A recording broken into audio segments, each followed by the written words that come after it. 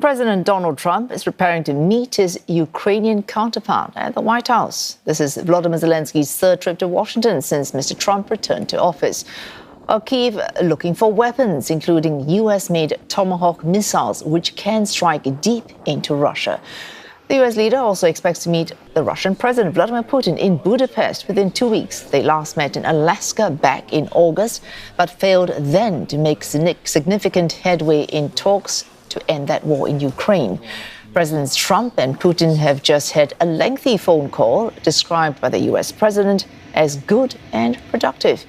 Mr. Trump confirms that they discussed the potential sale of US-made missiles to Kyiv, which would be a primary focus for President Zelensky when he is this time in Washington.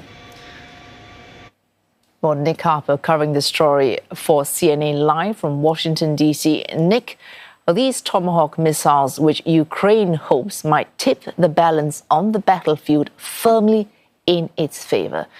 The signs we're hearing of Mr. Zelensky meeting representatives in the U.S., what's the likelihood of him actually in this meeting securing those long-range missiles?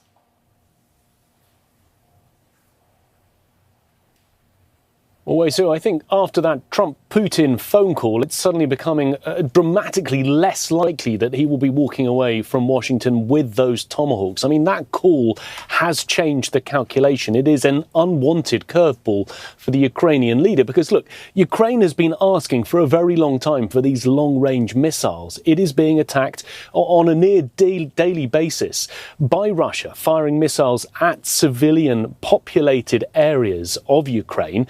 And Ukraine says it needs missiles that it can fire deep into Russian territory, really to level that playing field. And also part of the calculation has been that those long-range missiles would perhaps act as leverage to get President Putin to the negotiating table. And Donald Trump earlier this week seemed to be all for handing over those Tomahawk missiles. He said at the start of the week, if this war is not going to get settled, I may send Tomahawks. But after the phone call, he sounded very different, almost downplaying the idea, going cold on it.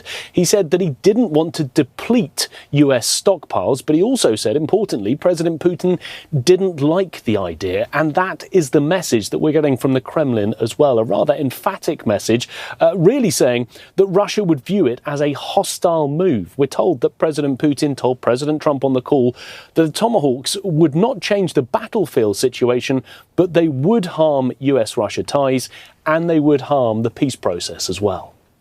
Oh, Nick, Mr. Trump, this curveball you mentioned, this is a leader who likes to play up his unpredictability in talks like these.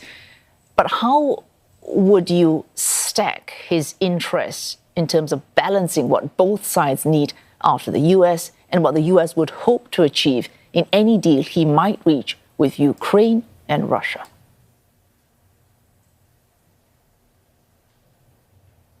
I mean, that balancing act is almost impossible, which is why 8 or 9 months into his presidency, he hasn't managed to solve a conflict that he originally said he would sort out in 24 hours. There are irreconcilable differences. The fact that Russia wants to hang on to the territory that it's captured, the fact that Ukraine wants that territory back.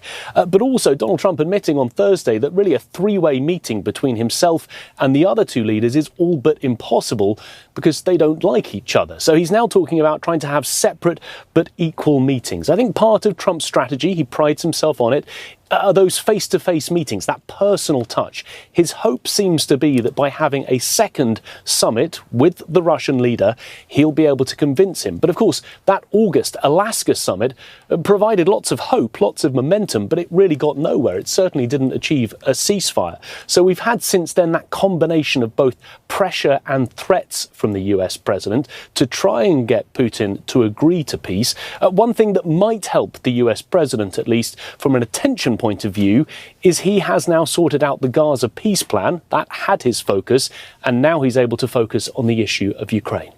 Well, thanks. Nick Harper there for CNN from Washington, D.C.